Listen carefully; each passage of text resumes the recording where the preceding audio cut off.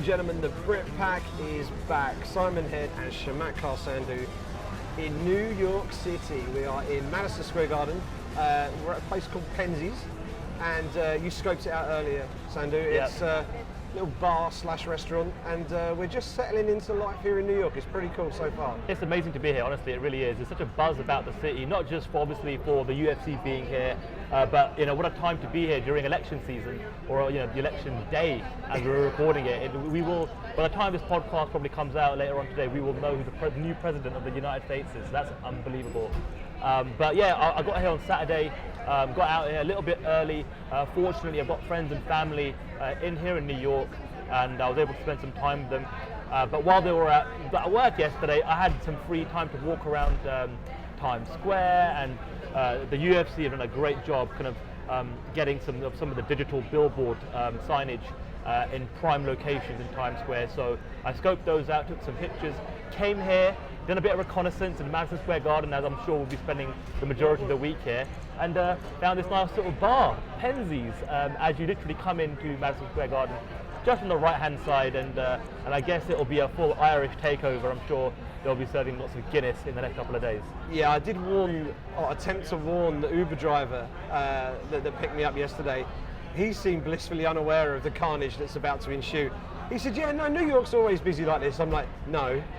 There's going to be about 20,000 drunk Irish people descending on your city in about 48 hours time, and everything you thought about New York is going to just go up a few notches.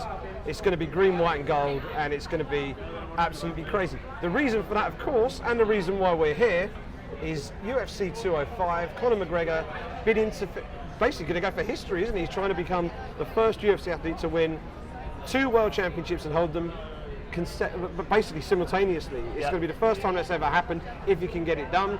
He's fighting Eddie Alvarez, who is as tough as they come at 155 pounds. He destroyed Rafael dos Anjos to win the title. It's a tough assignment for him. So we're going to talk about that on this week's show. We're going to talk a little bit about New York. We're going to talk a little bit about Madison Square Garden. This is a big deal. Yeah. This is a big deal in combat sport terms, and it's a big deal for us as people who cover combat sport. We'll talk a little bit about that. Obviously, we'll have a little chat about the main event. This is a election town right now. We're talking about, are they going to vote for Hillary or are they going to vote for Donald Trump? We're going to have to put our vote in. Is it going to be Eddie Alvarez or is it going to be Conor McGregor? No sitting on the fence on the Brit Pack. None whatsoever. And we'll talk about a few other bits and pieces around UFC 205. And of course, as we like to do every show, we will answer your questions as tweeted to us at the Brit Pack MMA. First thing before we carry on, yes, and we normally do with a plug-in at the end of the show, and we will, please do check out our new website, thebritpackmma.com, the home for all things Brit Pack. We will even be adding little blog posts from now and again. We're both all set up on there. It's the place to get all the shows. You'll be able to subscribe from there. You can listen to the shows from there, and you can check out some bonus content as we drop it. And we may well have a few bits and pieces go up there this week. Yeah, and I think initially we just had the site there to host the podcast, but we've been speaking about this for a few weeks, Simon. And I think the idea is we're content creators in a way, aren't we? And there's so many ideas that sometimes get left on the cutting room floor. Like in my role, I'm always pitching ideas to Dan Stupp and John Morgan at MMA Junkie, or to Dwayne Finley, who's my boss at Flow Combat, or to Nick Pete, who's my boss at Fighters Only. Sometimes they give me the green light for an interview or for an idea or for a franchise. Sometimes they say no, but I still feel confident that some of these ideas can work. Now we've got our own platform, we've got our own website, and it's just going to be a great platform for us to kind of push unique, different, interesting content out there. Some of it may be skewed just to the British MMA fighting community, but at the same time, like the podcast, more than anything else, is for you and me to give our British flavoured perspective on the sport as we kind of continue to cover it moving forward. So as we said, we're here in Madison Square Garden. This may well become a bit of a roving podcast. We might move around the city, record a bit here, record a bit there. But right now we're in Penzies here at Madison Square Garden. It's the obvious place to start off fight week. Yep. Because it's known as the Mecca of combat sport. Now, as well as legit, proper combat sport, boxing, MMA. Obviously, it's the first big MMA event they've held. It's also a big venue for like professional wrestling. I'm wearing a professional wrestling T-shirt as I'm sitting here.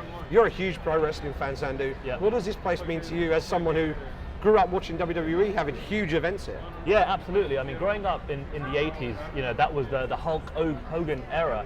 And Madison Square Garden, famous for launching or the birthplace of WrestleMania, and you always had that iconic moment of Hulk Hogan, body slamming Andre the Giant. But then as you kind of go through the years, Madison Square Garden in the WWE world has hosted so many fantastic moments, memories. I mean, we've spoken about this in other shows. I did kind of graduate into MMA from pro wrestling just at the turn of that Attitude Era in the late 90s, early 2000s. And there have just been so many amazing moments here. You think of Bret Hart versus Owen Hart at WrestleMania 10. You think of Bret Hart, Mr. Perfect, SummerSlam 91. A few years later, Rocky's Maivia's debut, or The Rock as he was later known. Vince McMahon getting the first ever Stone Cold Stunner from Stone Cold Steve Austin here on a Monday Night Raw. And since then, I mean, this venue's hosted so many good WWE events, and the WWE was always known as the New York company. When it was split when pro wrestling was really in a territory state in its industry.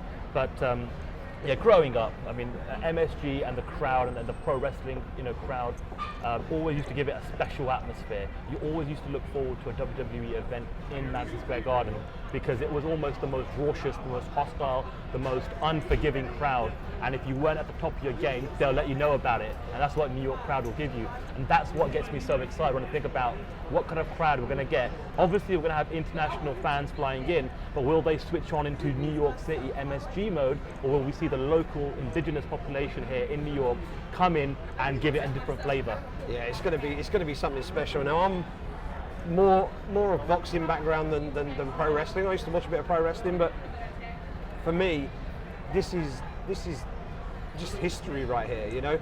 Muhammad Ali, Joe Frazier, Lennox Lewis against Tyson, even a few fights. Tyson fought here. I mean, this is combat sport history we're talking about right here, and for the UFC to be shut out effectively for all this time has really robbed us of some really historic moments.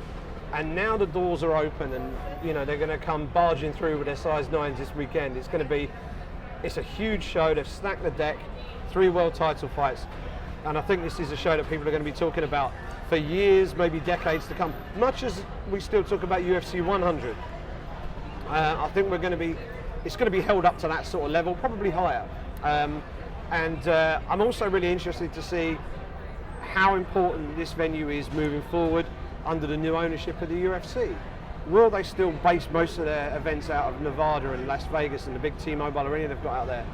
Or will they start to use New York a bit more of a base? This is the financial capital of the world, right? The media capital of the world. It's the media capital of the world. And this place, and the UFC is owned by one of the biggest media agencies in the world, right? So this is their backyard, you know what I mean? And to have it here and to get the great and the good of the media, the great and the good of the sporting world, the celebrity world, the advertising world, they will all be here. It's kind of weird this week because obviously we've got the general election, the presidential election taking place.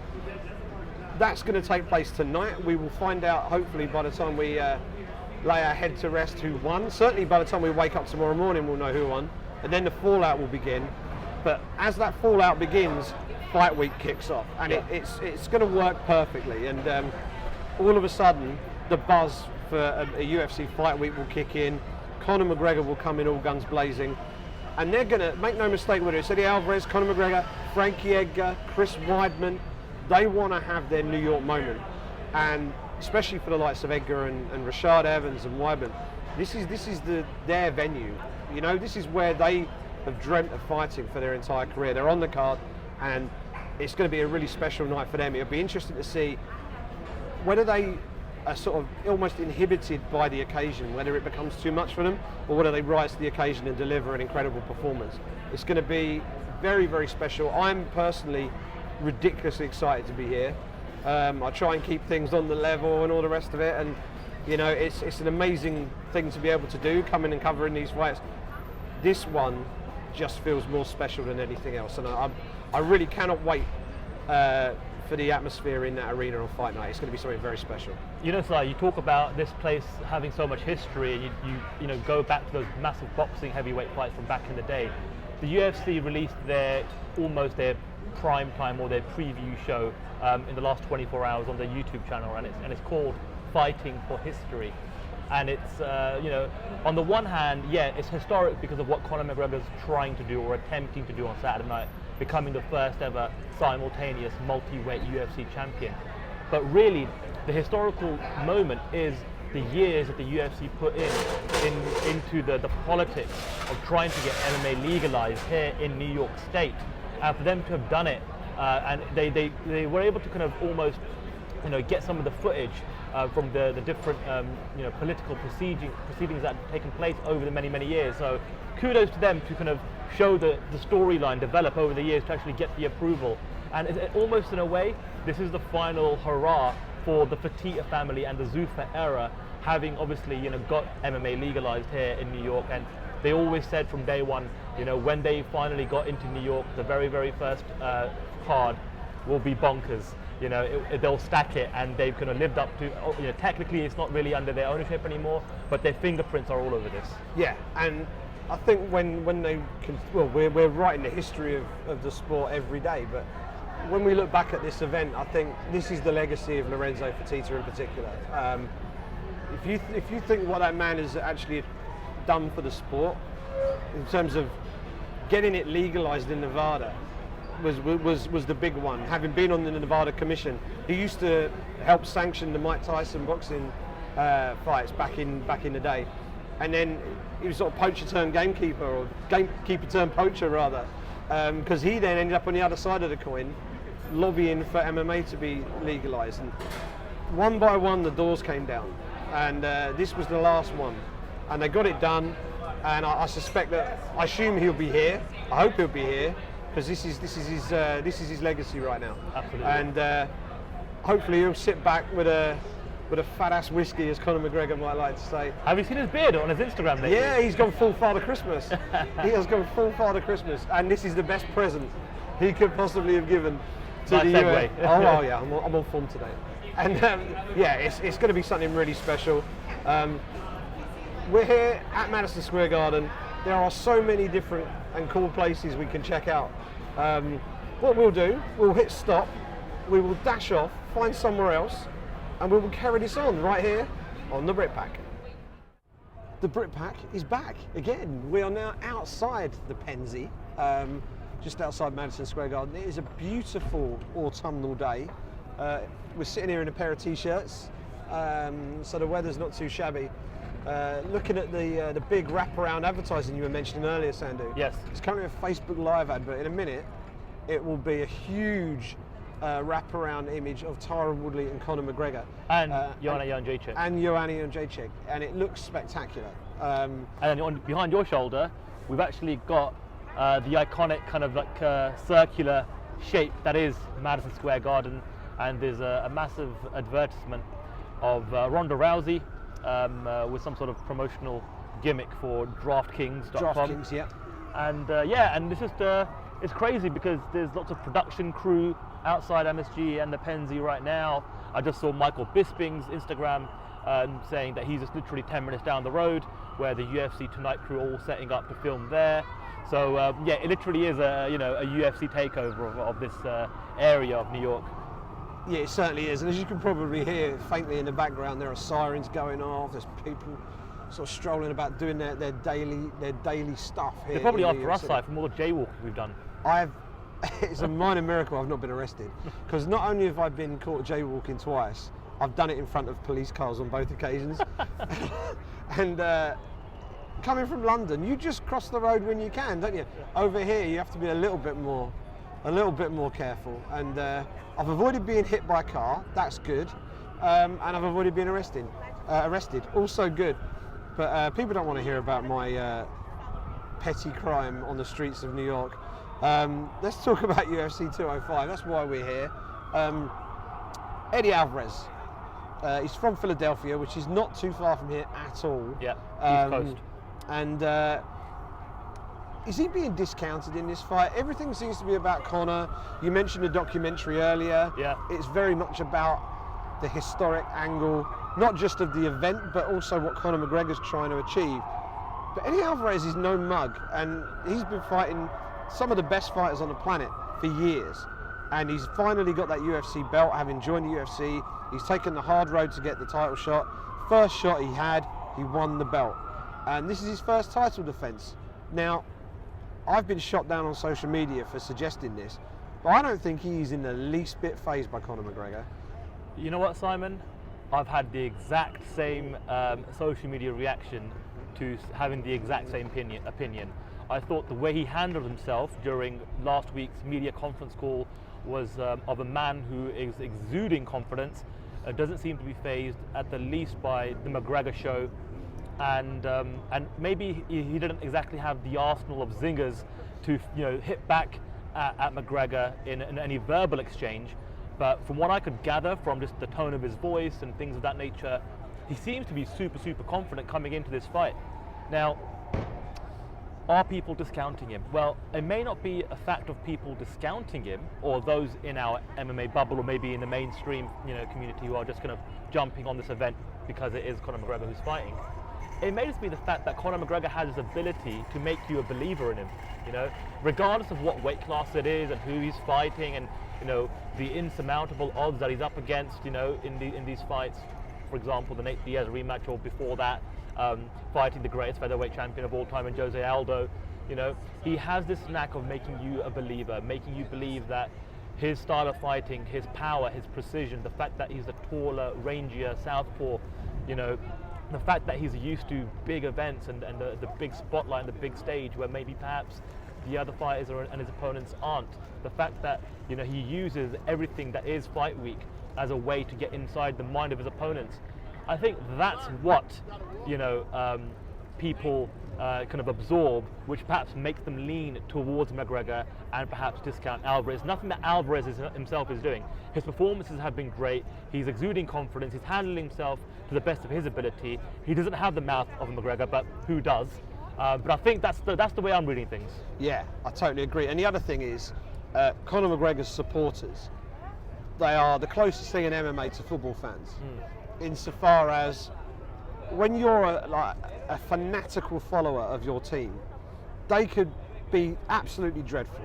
They could play 90 minutes against a team, be second best for the entire 90 minutes, and then nick a goal in the 90th minute, and then you'll go away saying we stuffed them.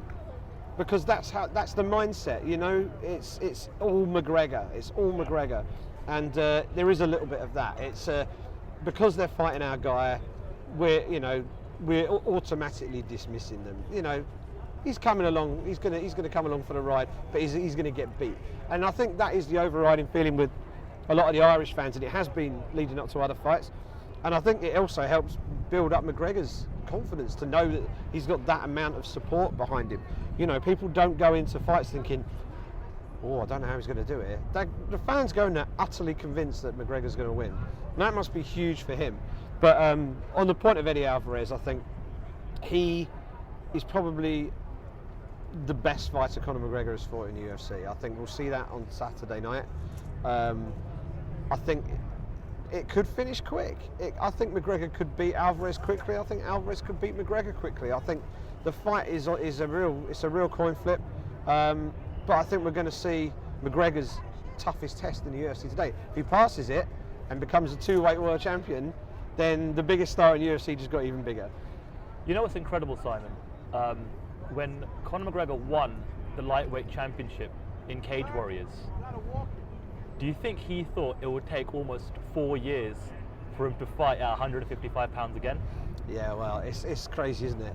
And it's strange how the events have sort of taken him. If you look at the timeline and the journey that he's taken, it hasn't all gone his way. If you go back to UFC 189, he was still recovering from his knee reconstruction surgery after he damaged it against Max Holloway. He was still coming to terms with that. He was due to fight Jose Aldo. Jose Aldo pulled out of the fight with, less than 2 weeks to go. Chad Mendes offered to step in. McGregor didn't hesitate, took the fight, beat Chad Mendes, overcoming some adversity to do it. Got the interim belt. That wasn't what he wanted. He got the interim belt. Then he got the fight with Jose Aldo, knocked him out in 13 seconds, and that was him at like the peak of his powers. That's when McGregor mania really hit. Yep. Then it was, I'm going to go for glory. I'm going to go for two weight division world champions, and he went after Rafael dos Anjos, and that was all set to happen. Then dos Anjos injured his foot. That fight didn't happen. He then fought Nate Diaz and lost. That wasn't in the script either. Now, he couldn't walk away from that loss. He had to get it back. Professional pride, ego, whatever you want to call it. And how about pay-per-view records? Yeah, and he was racking up all of these records as he goes. But, you know, a lot of people like to hit McGregor with he's been handed this, he's been handed that. Every challenge he's come up against, whether it be an injury, whether it be an opponent change, whether it just be in the fights themselves, he's overcome them all. Okay, he lost to Diaz first time round. He went straight back in, insisted on exactly the same conditions second time round, which I think everybody was saying was a almost ridiculous thing to do.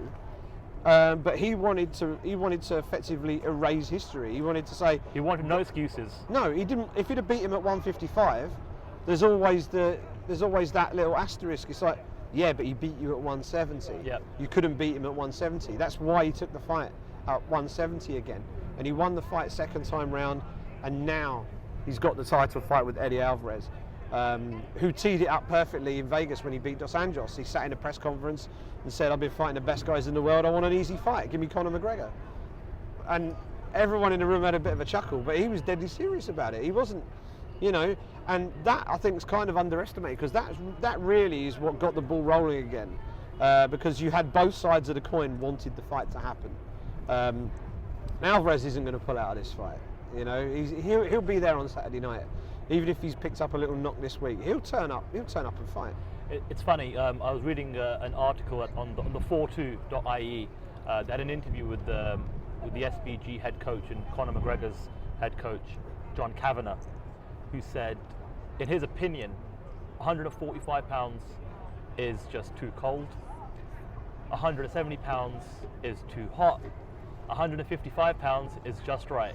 He used the old Goldilocks and the Three Bears, kids' bedtime story to describe his feelings on Conor McGregor fighting at lightweight, and it was quite revealing actually, because he said, look, you know, when the UFC, wanted to sign McGregor, Sean Shelby, who's in charge of the weight class, wanted someone, with some marquee value, somebody who could build up at 145 pounds.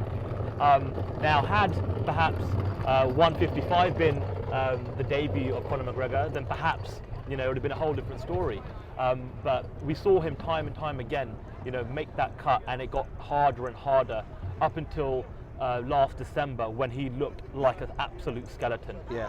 And Kavanagh said on many occasions he just doesn't see him fighting, at featherweight ever again.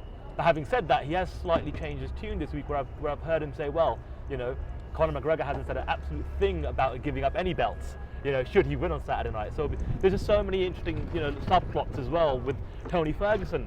Massive win this past weekend in Mexico City. He's now gone into the #1 position in the official UFC rankings. We've got Michael Johnson versus Khabib Nurmagomedov. We spoke about this in last week's show, Simon.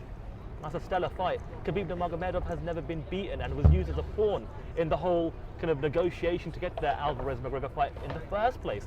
And then we've got the shadow of Nate Diaz, the trilogy fight that everybody expects to take place at 155 pounds.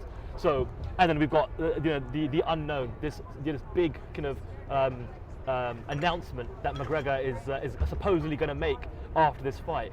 It just makes the whole build up to Saturday night so interesting and fascinating. It does. And on the topic of the 145 belt and the fact that McGregor hasn't said that he's going to let it go, for me there's a very, very simple reason for that. Because he might lose on Saturday, and if he loses on Saturday, he's still a world champion because he'll have the featherweight belt. So you can't commit to dropping the title, then lose the lightweight title fight, and then you kind of have to backtrack again and say, well, actually, maybe I'll defend it. because that makes you look daft. So keep your powder dry, your cards close to your chest, whatever daft analogy you want to use, but just don't go too far ahead of yourself. Deal with the Alvarez fight. If you become the lightweight world champion, it's mission accomplished. Yep. Then you can drop the 145 belt. But if you lose to Alvarez, the natural thing to do is then go after Aldo again. Beat Aldo again, then go back up for 155 again. But the truth of the matter is, I mean, it's kind of interesting. The belts clearly mean something to McGregor. He doesn't want to let them go. Granted, they're a bargaining chip as well. But he wants that moment, Si. He wants that moment. He wants to hold the two belts, doesn't he? He wants to throw up the deuces. Yes. He wants the two belts in his hands. He wants both belts over his shoulder. He wants that iconic imagery of him doing that in Madison Square Garden, in UFC's debut, in this arena, in this city. And he wants that. He just wants that moment for 5 minutes before, whether the UFC force him or he, eventually voluntarily drops one belt. He just wants that moment. He wants that spotlight. Wants that moment before he can move on to other scenarios. Right. Let's put our cards on the table at this point. Right. There are a few things that will probably be either decided or will certainly be further down the road of understanding what's going to happen. So first off, let's talk about the fight. That's the most important thing here. Yeah. Is Conor McGregor going to do this? Is he going to beat Eddie Alvarez?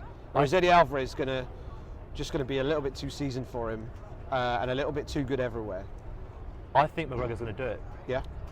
And my thinking behind it, there's not too much rocket science behind it. I think we're just going to see a proven, trusted formula that we've seen him deploy in previous fights, and that is to outbox his opponent. It's to use his killer left hand to be precise. He's got dynamite in his hands. He's able to withstand some of the punches from a shorter, stockier fighter due to his height and reach advantage. And if he's been working on his jiu-jitsu and his takedown offense, which from the outside looking in, looking at some of the vlogs and who he's brought into the camp, the likes of Dylan Dennis and so forth, I think he would have made those slight little adjustments to improve that element of his game. I think he's going to do it, and I think he's going to do it by knockout, and I think he'll do it in the first couple of rounds. I've gone back and forth on this because I've got a huge amount of respect for Eddie Alvarez, and I think Alvarez can beat Conor McGregor. I really do. I don't think he will on Saturday, though. I think we might see something very similar to the Chad Mendes fight.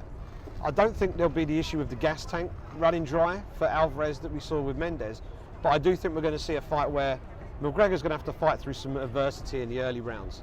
But I do see him maybe getting into the third, fourth round. I think that's when he'll start to take over. Alvarez gets hit. If Alvarez was a really elusive fighter who didn't get hit, or was shown to have like an iron chin and no one had ever wobbled him, maybe I'd go with him. Alvarez is, to use an old phrase, he's a shit or bust kind of fighter. He will walk straight at you and throw bombs. When he fought Dos Anjos in Vegas, Dos Anjos hit him with some big shots. You look at his previous fights, he gets hit a lot. Yep. You can't be that kind of fighter against someone like Conor McGregor, because if you allow someone like Conor McGregor to hit you as consistently and as cleanly as he's been allowing other fighters to hit him, Conor McGregor will knock him out, and I think that is eventually what will happen. I think, as I say, I think Alvarez might win the first round. I think Alvarez will go to his wrestling early. Yep.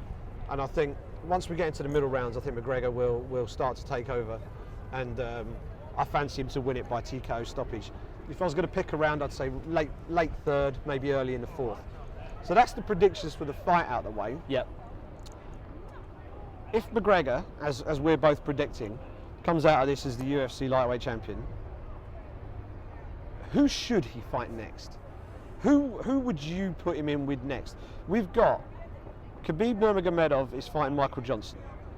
We've got Tony Ferguson is now up there now as a legit top contender, and as you mentioned, the spectre of Mr. Nate Diaz and that trilogy fight.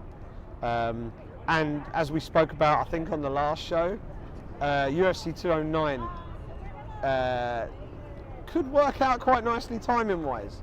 Because we're on 205 this weekend. Give it 4 to 6 months, we'll be on 209. That's the perfect amount of time. Allowed a slow build. Would you go for Diaz? Would you go for Nurmagomedov if he beats Johnson? Or does Tony Ferguson deserve that shot? Right, so I've got a few different answers here for you. And it's not me sitting on the fence here or anything, but it depends who you ask and what kind of hat you're wearing. So me, as the fight fan, wanting the pure meritocracy of our sport to shine through as often as possible. I think you could flip a coin between Nurmagomedov and Johnson and Ferguson, and that's obviously assuming that Khabib's going to win. Take your pick. I'd be happy with either choice. They both have earned it. They both deserve it. They've been patient, so I'd be happy for that scenario. If I'm the UFC now, and if people listening to the show have been paying attention, especially to the MMA Junkie articles recently, where they were able to kind of get a hold of a 48-page dossier that kind of almost showed the business plan of where WME IMG could potentially take and where they have to take it to kind of hit these accelerated bonuses over the next couple of years. They've got this target to hit a certain revenue goal by next summer, June of 2017, right? And there's another target for towards the end of 2018. If I'm WME IMG, I'm looking to make the biggest fights I could possibly make every pay-per-view from now on. And you've already seen that happening with this fight in New York with Ronda Rousey at the end of the year. If I'm them, I'm booking the Nate Diaz trilogy fight. Right. Because we've seen this year already, both times, they've broken records. I think it's 1A and 1B in terms of the all-time pay-per-view record now with those pay-per-views, UFC 196 and UFC 202. The interest, the intrigue of a trilogy fight between Diaz and McGregor is there. You throw in a lightweight championship, that obviously adds to the steak, the sizzle to the steak. So that's what I would do if I'm WME IMG.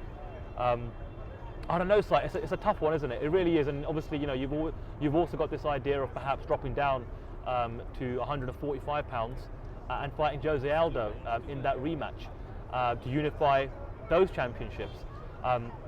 So me personally, meritocracy of the sport, I would love to see McGregor fight either Khabib, Ferguson, or perhaps Aldo at 145.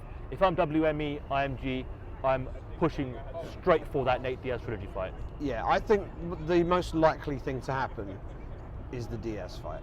I think that's the most likely thing to happen. I think we'll probably get that. This is if McGregor wins. Then it'll be McGregor Diaz 3, and then Khabib versus Tony Ferguson for the next shot. I would like to see Tony Ferguson fight Conor McGregor, I've got to be honest. Just from a stylistic point of view, I think it would be a fascinating contest. They're both quite unorthodox in their ways. I mean, McGregor is a strong boxer, but he throws a lot of weird, spectacular kicking techniques that you don't see from a lot of fighters. And Tony Ferguson proved beyond any doubt at the weekend that he is a legit top contender.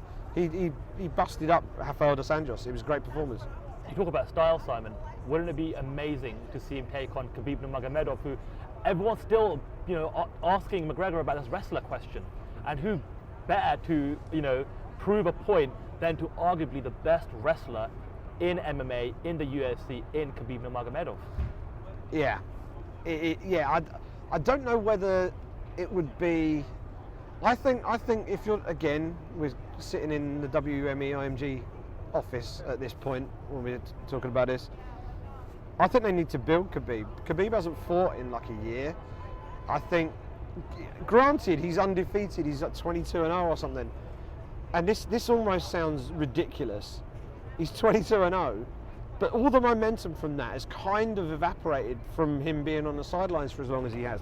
If he goes in and absolutely blitzes Michael Johnson and then makes a real statement afterwards, then he's back in the picture, and I think you've got something. And Russia is a big growth market for the UFC as well. Let's not forget that. So if you're being cynical, I would say Khabib Nurmagomedov is, if you were putting your money on somebody to beat McGregor, he would be the guy for me. If they said, right, you can choose anyone in the UFC lightweight division to get the belt off McGregor, who would you pick? I'd pick Khabib. So do they want to be putting him in with him straight away, or do you give him the Diaz fight, which is a guaranteed money spinner? Do you give him the Ferguson fight, which perhaps might be more of an even matchup, perhaps more winnable, and then let Khabib build, and then when McGregor's earned you loads more money, then you do it. It's a difficult one, because if he goes, I mean, there's every chance Alvarez could beat him on Saturday, and then all of this is completely redundant. But it's such a fascinating situation. How about this for a scenario? If Khabib wins and if McGregor wins, and you're WME IMG, again, I'm wearing that hat right now. How about McGregor Diaz 3 for the lightweight championship, co-main event Tony Ferguson versus Khabib Nurmagomedov? Makes sense. You're going to get them in a high-profile fight, being under McGregor and Diaz. Lots of eyeballs on them. You build both of them up. Whoever then wins goes on to fight McGregor next, and you've got a perfect storyline there. Yep. And they were both due to fight earlier this year anyway. That fight was booked at one point. Yeah. So there's a bit of history there too. And then you've got the undisputed, legitimate #1 contender, because those are the two that are right at the top of the pile there. And if God forbid someone fell out of the main event, they're both in place. They've had a fight camp. They can step up. Absolutely. Makes total sense. That pretty much puts a lid on the UFC lightweight title fight, which was the main event. Let's look at the co-main, which for me is we talk about clash of styles. This really is a clash of styles, and it's kind of going under the radar, this fight. There's not. Tyron Woodley's an interesting character. I think he's a fascinating character. He comes across really well. He hasn't got the fan support though, has he? That press conference, they booed him, which he found quite amusing. He's like, "Am I getting booed?" Yes, You're getting booed. And you got Stephen Wonderboy Thompson, who is what Sage Northcutt would be like if he grew up. He's super polite. Yep. Everything's fantastic. He's a very sunny disposition about him, and he's like the Karate Kid all grown up, right? And the fans seem to be siding with him, and I think this is going to be a fascinating clash of styles. You've got the power of Woodley, and you've got like the dazzling technique of Wonderboy. How do you see that one going down? We'll do predictions for the 3 title fights. So give us a take on this one. This is the one that, funnily enough, I'm flip-flopping on the most out of the 3 title fights. Because as you say, in the first couple of minutes of the fight, it could just be an explosion of power with a Woodley overhand right or something like that. And it could potentially be lights out for Wonderboy Thompson. At the same time, he's got such great technique, such great footwork, and such great head movement, and he's so unorthodox that it's kind of almost really hard to hit him. And other power punchers like Johnny Hendricks fail to hit him. It's so tough, Si. I mean, if you're going to put a gun to my head, I might just lean slightly. I'm talking 51%, 49% to Tyron Woodley. There's something about him. There's an aura about him, a certain sense of self-belief that this is his time, that this is his moment to be, up there with the legends and be great, and to go on to be a long-running champion in the 170-pound weight class. So I'm just slightly leaning towards Woodley, but I wouldn't put money on it. No, I'm leaning towards Wonderboy. Right. And the big question about Wonderboy is how good is his chin? We don't know. We don't really know. I've never seen him. If he gets cracked by Woodley is an absolute tank of a man. He's not the tallest for 170 pounds.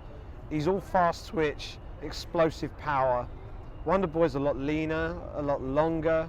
I suspect he'll have a good reach advantage in the fight, even more so when you consider he likes to lead with his kicks a lot. I think he can control the range of the fight. And I think if he can keep Woodley on the outside and pick him apart coming in, I think Woodley could find himself in trouble. Woodley has been knocked out before. So, as you say, it's a tough one. I think it's a close one. I'm going to go with the superior technique here. I think for Woodley to win the fight, he's got to close the distance. And to do that, he's got to walk through some fireworks to do it. Right. And we've seen Woodley get hurt before. And even though Wonderboy doesn't look like a powerful guy, he's not got that look. we've seen what he's done to people. Johnny Hendricks is a durable guy. He finished him easily. That was a real statement for me, and that really sort of flicked the switch in my head, as if say, okay, this isn't just a flashy striker. This is a guy who could win a world title, and I'm going to go with him. I think it's a cracking fight. It's gone under the radar, and I think we could well be walking away from Madison Square Garden on Saturday night thinking, how good is Wonderboy Thompson? I think it could be one of those. It could be one of those real wow moments, and you might see some ridiculous spinning kick knockout from him. I could just see it happening. Well, if anyone on the card's capable of that, it's certainly Stephen Wonderboy Thompson. He's superb. And the other title fight on the card, I think has got Fight of the Night written all over it. The Battle of Poland. The Polish Civil War. The Polish Civil War. Joanna Jędrzejczyk against Karolina Kowalkiewicz in a fight that this fight cannot suck. It can't suck. It's just, you watch the fights that both these women have been in. They're always just knock down, drag out wars, and they're both people who they bite down on their mouthpiece, tuck their chin, and go for it. Yeah. And unfortunately, it's going to be like, I think it's probably going to be one of these career-defining fights where I think the one who loses is probably never going to be the same again. Just from a mental standpoint, because whoever wins, the loser's going to get beat up, because that's just the way these two girls fight. So if I'm picking Joanna. I can't not pick Joanna the way she's performed in the octagon. Carolina is tough, and I can see this going the distance, to be honest. I think we might see a decision, and if it does go to 5 rounds, I think it's going to be 5 of the most brutal rounds we've ever seen in women's MMA. I think it's going to be one hell of a fight. Yeah, I'm loving this fight. I'm so pumped and excited to see this fight. This year, Joanna Jędrzejczyk's performance against Claudia Gadelha is, for me, one of the definitive performances from a mixed martial artist in 2016. The way she stuck to the game plan in that fight, dragged it out into the 3rd, 4th, and 5th round, and beat Gadelha with a better gas tank, was just a thing of beauty. It was almost like a piece of art developing in front of our very eyes. Her technique is just incredible. Her footwork, her hand speed, is just a thing of beauty. It really, really is. I can't speak highly enough about it. I love it. And Joanna's one of those fighters that I've been fortunate enough to have covered from almost day one. From a time in Cage Warriors before signing to the UFC, and in fact, she's the only current undefeated UFC champion in the entire roster. No other fighter that's currently holds a belt around their waist can claim that they're undefeated. Joanna Jędrzejczyk can. Yeah. We saw her earlier on side just a few hours ago, milling around here in the MSG area in the Fighters Hotel. She looks really calm and cool and collected, having some fun, shooting some vlogs and bits and pieces. I think come the fight night, I think this means so much to her. She was really kind of campaigning to fight in Madison Square Garden and in New York City. From what I'm led to believe, obviously there's a massive Polish contingent here. It'll be interesting to see from the ticket holders what portion of that would be McGregor fans, the Irish, what contingent will be Polish, how much noise will they make. Kowalkiewicz is going to prove to be a very tough challenge for Joanna Jędrzejczyk, but I'm actually fairly confident that she's going to be able to pull it off. I agree with you. I think it will take 5 rounds, and I don't think there's any quit in Carolina whatsoever, and I think she'll ultimately pay the price for surviving and trying to get through each round. But I think by the end of the 25 minutes, Joanna Jędrzejczyk is going to light her up and eventually get the points to get her hands raised. Yeah, and your point about being the only undefeated world champion, just to build on that, people love to talk about the pound for pound rankings, and obviously if Conor McGregor wins, then he's got to be right up there. If you're a 2-weight world champion, you're one of the best pound for pound fighters in the world. For me, Joanna Jędrzejczyk's right up there. I don't see another champion in the UFC who fights with the ferocity, the energy, and just the sheer force of will that Joanna Jędrzejczyk does. Could you know, everyone has their own style and all the rest of it. For me, Joanna, I'd put a top 3 pound for pound. Yep. maybe even in the top 2. Well, is she better than John Jones? No. Is she better than Demetrius Johnson? Perhaps not. No, I'd say Demetrius Johnson was number 1. Yeah. I'd say John Jones is number 2, and I'd say Ioane Jędrzejczyk is number 3. Fair shout. Anybody out there listening to this who's thinking, Simon, what are you talking about? Or you're thinking, do you know what, you're right. Let us know. Tweet us at the Brit Pack MMA and tell us where you think Ioane Jędrzejczyk sits in the pound-for-pound rankings leading into this weekend, and where a win for Conor McGregor might leave him if he becomes a 2-weight world champion. Will he be the number 1 on that pound-for-pound list? That's the 3 fights. We've predicted them all. So we've both put McGregor in the main event. Yep. We're either side of the coin in the co-main event, and we're united again for the 3rd title fight on the card. Ioane Jędrzejczyk getting the win. It's such a deep card. There's so many good fights on this card. I'm looking forward to Chris Weidman against Yoel Romero. I'm looking forward to seeing how Rashad Evans looks after some time off, coming back at 185. There's so many good fights on this card. Frankie Edgar. It's going to be something spectacular. You asked for some questions, Sandhu. Yes. And I understand we've got a few questions. And I'm guessing most of them are about this week and this event, right? Well, I mean, I sent the tweet out. This is a UFC 205 special. It's one of the biggest events in the history of the sport, in the history of the UFC. There's nothing else we could talk about this week in the space of an hour or two. And you just made a point there of kind of highlighting some of the other fights outside of the title fights, and that's actually a great segue into the very first question that comes in from Stuart Tuckwell, and he says, away from the title fights, which fighters, or perhaps fighter, has the most to gain from a win at UFC 205? The most gain from a win, I would say Chris Weidman. I think if Chris Weidman beats Yoel Romero, I think he gets the next shot on Michael Bisping. I think that is the natural thing, the natural route. I think Luke Rockhold, obviously, he's looking to bounce back. He was due to fight, obviously got injured. So Jacare's kind of left floating in the ether again, which is unfortunate for him. I think the coast is clear now. If Chris Weidman gets the job done against Yoel Romero, and particularly if he can finish Yoel Romero inside 3 rounds, then I think it's a nailed-on matchup with Michael Bisping next. They've got this simmering rivalry going on, sniping at each other on social media, having a little dig at each other at every opportunity. And I think all the while Rockhold was in the picture, Weidman was always going to be a little bit below because of what Rockhold did to him. But now Rockhold's kind of out of the picture, he's injured. I think the coast is clear now. I think it's the natural fight to make. So I think Weidman is the number 1 guy. I think you could argue Khabib could position himself, but I think Weidman's the guy. He's also got the most to lose as well. If he loses badly, then he's falling down into the middle of the pack again, and it's going to be a tricky one for him. It's a real knife-edge fight for Chris Weidman on home soil this weekend. Yeah, I'm totally on board with that assessment of things, Simon.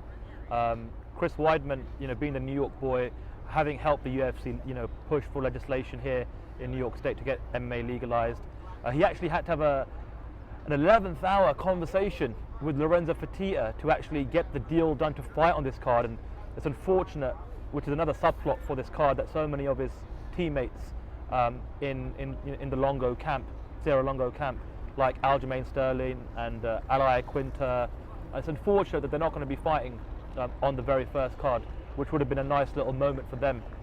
But he's the golden boy for New York at the moment, and if he wins, with the Rockhold injury, I think, like you said, the coast is clear for Weidman, and also Bisping has said, on numerous occasions that he wants that fight. He's also then said if Romero wins, he won't fight Romero due to his past,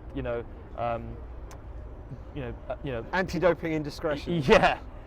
So, Weidman, yep, and again, like we said before, Khabib Nurmagomedov. Depending on how the rest of the lightweight picture, unveils itself over the next week or so, he's also well within a shout should he win in a dominant fashion. Yeah.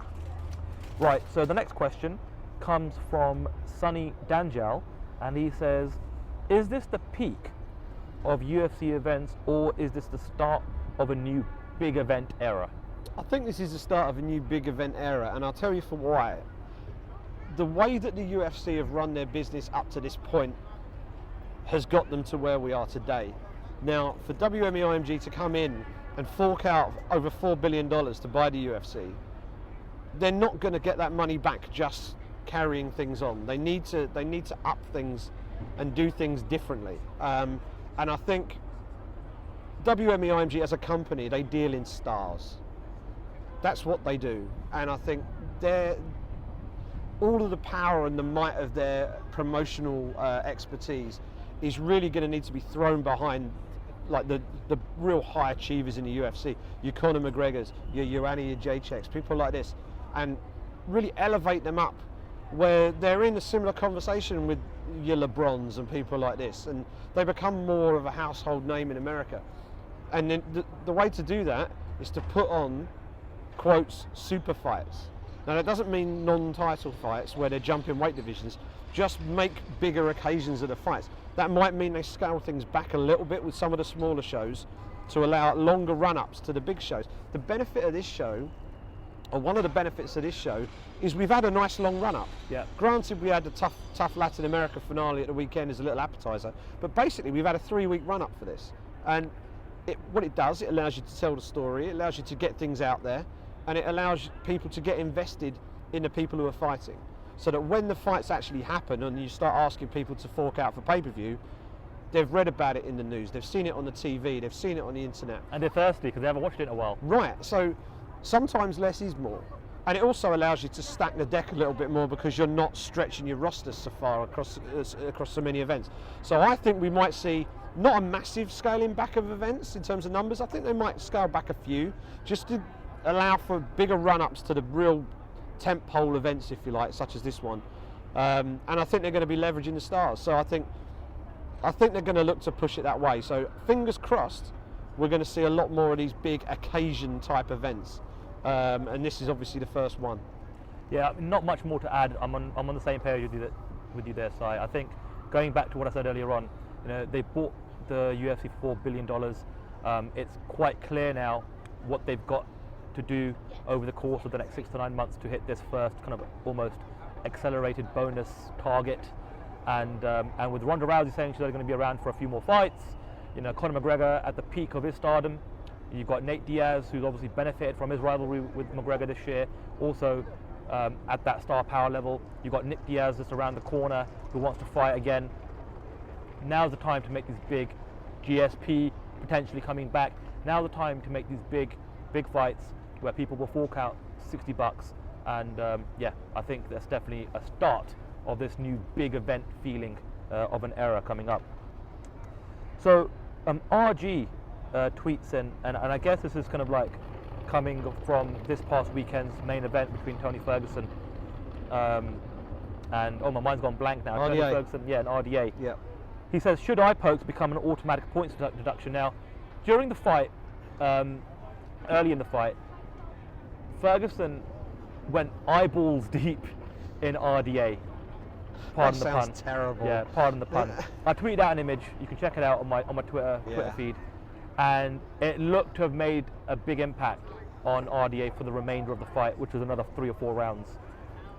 Now, I've always been of the opinion that things like nut shots and eye pokes, they could be considered to be accidental. Things like cage grabbing should be unforgivable because you know the rules. And I think for stuff like cage grabbing, it should be an immediate point deduction. Things like nut shots and eye pokes, there is, you've got to read it as a referee to see if you think the fighter did it intentionally or unintentionally and so forth, and just make a judgment call there. I think there is some leeway just to kind of give a harsh warning or a verbal warning before they perhaps do it again.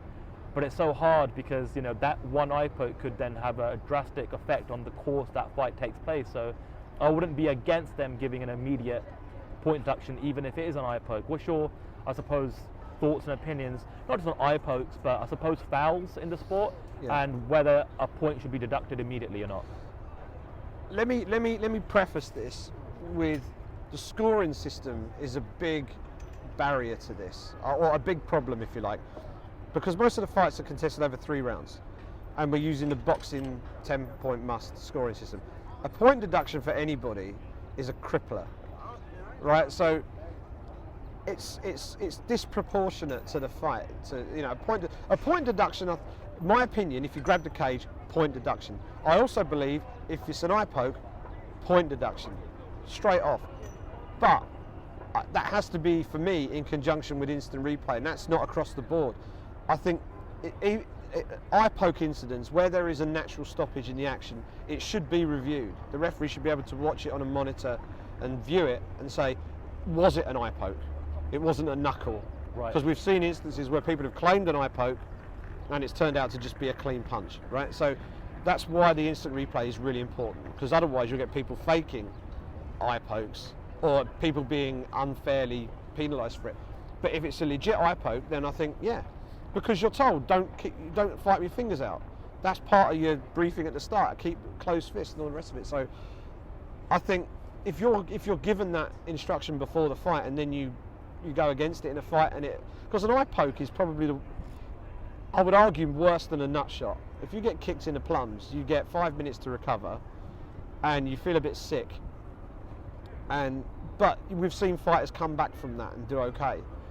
You get poked badly in the eye, you're done. You know, the eye. We've seen it time and time again.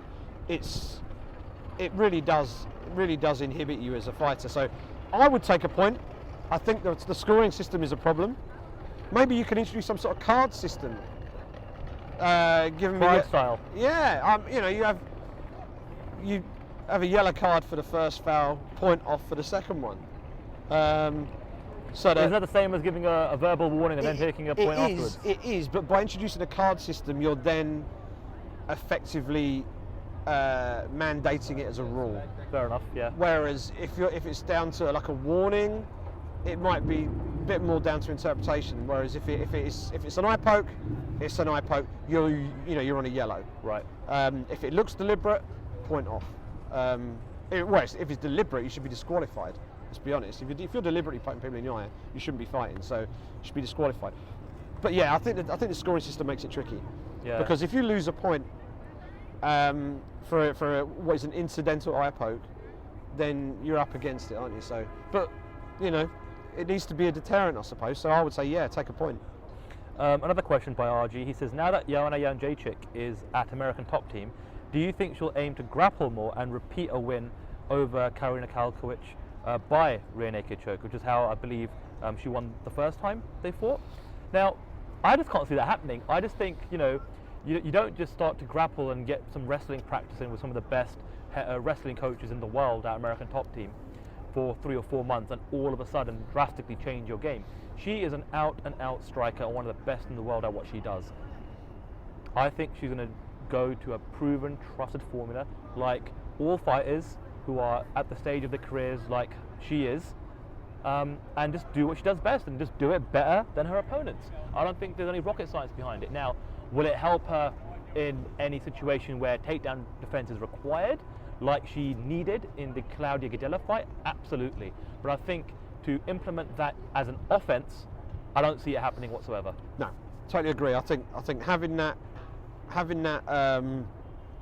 extra ability in terms of wrestling just makes her all the more dangerous in the stand-up. If you can't get her out of her main game, which is punching you in the face repeatedly, then you're in trouble. So if she can keep the fight standing, then she will win pretty much any fight against any 115-pound woman in the world. So it just makes her all the more dangerous in the stand-up for me. Phil tweets in and says, who meets the winner of Eddie and Conor? Is it Khabib or Ferguson? We pretty much went at length with that, Phil, so I hope we answered your question earlier in the show. Anthony tweets in, Anthony W, and says, question, if Alvarez knocks out Conor at UFC 205, how bad would that damage his stock/brand? We'd get a rematch. You can bet he'd want a rematch. Do you think we'd get a rematch, or do you think Conor would have to eat some humble pie and go back to 145 and defend that belt? Conor brings numbers, and that immediately makes things more compelling, especially when we talk about what we were talking about earlier and hitting certain performance targets and things like that. So there's certain leverage that he can bring to bear there. I would say, yeah, of course his brand will be damaged to a point. But one of the things I think if you look at the story of Conor McGregor, the loss to Nate Diaz, I think, is one of the most important chapters in the story. I think it shows us that this is a guy who can get beat, and the fact that he is vulnerable makes him more human. I think it makes him more relatable. I think it makes him a more interesting story. It's not like when Mike Tyson fought or when Ronda Rousey fought before she got beat, where it wasn't a case of will they win, it's how quickly will they win. And after a while it starts to get tired. I mean, I remember when Ronda was going into a Holly Holm fight, people were saying, why are they giving her that fight? And you know, they're talking about cleaning out the division. You know, Demetrius Johnson's suffering from this. He's too good for the rest of the field. McGregor is an exceptional fighter, but he's shown vulnerability, and that actually makes him a more bankable asset, because there's that element of risk and that element of danger. And when you go and watch a prize fight, as a promoter, you want to go into that fight, or you want the people to go into that fight not knowing who's going to win. You want to know that both guys have got a chance of winning. I think the fact that we've seen McGregor get beat makes him more bankable. If he loses again, then don't forget it's his lightweight debut. So we'll see how it goes. I don't think it'll damage it too badly. I think he'll come back. If he were to lose again, like 2 back-to-back, then maybe we start talking about damage. See, I'm not sure about this. I suppose it comes down to how he would lose, right? If Alvarez just put on a clinic on him and just beat him from pillar to post for 5 rounds, grinded him out, you know, takes him to the ground and just wrestles the crap out of him, then everybody that's been talking about, oh, McGregor hasn't fought a wrestler, will be like, see, I told you, this is what happens when he fights an actual wrestler, and that will maybe perhaps demystify that element of his game. At the same time, if Alvarez was to clip Conor McGregor a la Jose Aldo style in 13 seconds and knock him out, that would be, you know, just a viral sensation immediately as well. So I suppose, I mean, if it's an all-out war and it's a split decision, then all that does is, I suppose, raise both stock of both guys up. Say, listen, these are 2 of the best fighters in the world, and it was a really close fight. It could have gone either way, and that would just legitimize both Alvarez and McGregor. So I think it would all come down to how McGregor would lose. And I think if it's one of those scenarios that I just said, if it's a complete whitewash over 25 minutes or an early knockout, that could potentially start to demystify McGregor as a fighter. But we'll have to just see how it all kind of shapes out, I suppose. It's going to be fascinating. And yeah. Anyone who gets knocked out badly, that will do damage. Was the question if Eddie knocks him out? Is that what he said? It actually was. It wasn't anything to do with how I described the fight going out. It was if he knocks him out. If he knocks him out clean. Yeah. If we're talking proper, flat out on the canvas, knocked out, then yeah, it'll damage. Yeah, of course it will. There'll be memes going around instantly. You know what I mean? Of course it will. Yeah. It'll be very reminiscent of what happened to Ronda Rousey. Exactly. But I don't think Conor will disappear for a year. I think Conor will want to get back in there. They'll have to give him 6 to 9 months to sort of get himself back together again. I'd imagine he'd handle it a lot better than Rousey did. Yeah, I do too. One of the things that doesn't get said enough about Conor McGregor was the way he reacted to his loss to Nate Diaz. He took it like a champion. He gave the credit that was due, and he came storming back and got his revenge. And you can bet if that happened to him this weekend, you would expect him to try and do the same again. Yep. Graham Hughes tweets in and says, how are the UFC going to sort out the next lightweight challenger? It seems a lot of genuine contenders. I suppose another way of phrasing the question is, what do you do if you're the UFC, Simon? How do you keep the likes of Tony Ferguson and Khabib Nurmagomedov and Nate Diaz and others happy, while you're kind of bending over backwards to Conor's demands for some of these big epic fights that are obviously going to bring in such big revenue for them? Well, I'm hoping that this weekend we'll hit the reset button on the featherweight division and the lightweight division. I'm hoping that it will, because what should happen, and it remains to be seen, but what should happen is by the end of this weekend we should have a clearly defined featherweight world champion, whether that be McGregor or Jose Aldo. and we should have a clearly defined lightweight champion, whether it be Eddie Alvarez or whether it be Conor McGregor. And at that point, I think you need to say to McGregor, right, this is your lane now. You're in 155. We'll have a chat, but basically we want you to stay at 155. Same with 145. You then put the belt on Aldo. That can then progress, and then you start to build that again. And I think that's what's needed. And we talked about meritocracy earlier on, and that's why I said I want to see Tony Ferguson get that fight. Because I think he's the most worthy next contender. And although Khabib Nurmagomedov has obviously been with the UFC for a while, Tony Ferguson's story comes from almost the grassroots of the UFC's model, which is he came through the Ultimate Fighter system. He was on a tough contract, and he's kind of worked his way up the system that the UFC have created within their promotion, within their brand, within their league. And he's been active. Yeah, and he's been active. I think that's the biggest thing against Khabib is he's not been active, and it's all right. He's injured, and you can't.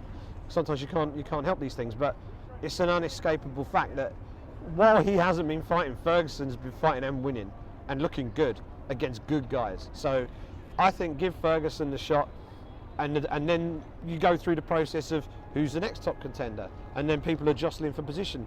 Let's make these rankings mean something again. Right. And that's a discussion for another day. Yeah. We'll do that on a separate podcast. Yeah. We'll talk about the rankings, but yeah, I think that's what needs to happen. Get everything back on the level again, and only do these division jumping super fights when it's absolutely necessary, and when perhaps there aren't a queue of contenders lining up. So that's the time to do them. Graham Hughes also tweeted in and said, who at UFC 205 gets fighted tonight? I think we're on the same page in agreement that it'll be JJ versus KK that gets that one. Jack Glossop tweets in and says, should John Jones get an immediate title shot returning from suspension? Now, I'll preface that by saying, first of all, John Jones has been suspended by USADA for a year. Yep.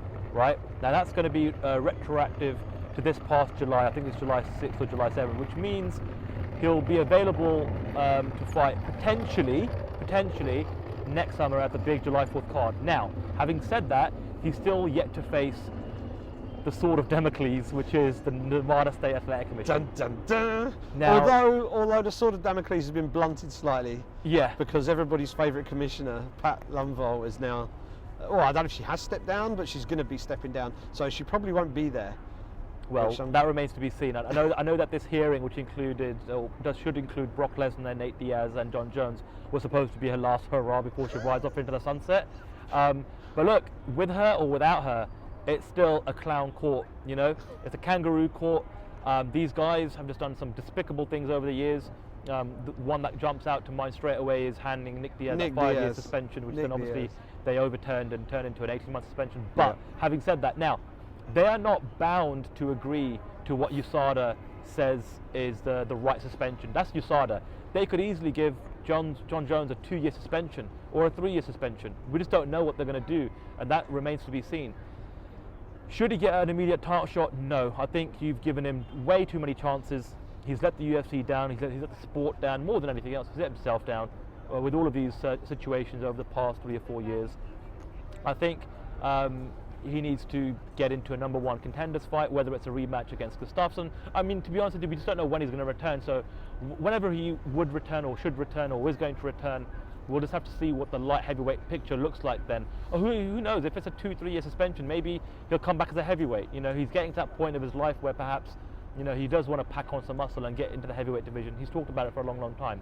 But to answer the question, should he get an immediate title shot upon his return, whenever that is, a flat no from me. You can't come back from an anti-doping suspension and walk into a title shot. You just can't. I think that sends totally the wrong message. Yeah, we know he's good. One of the best to ever do it. But you've also got to do things the right way. We're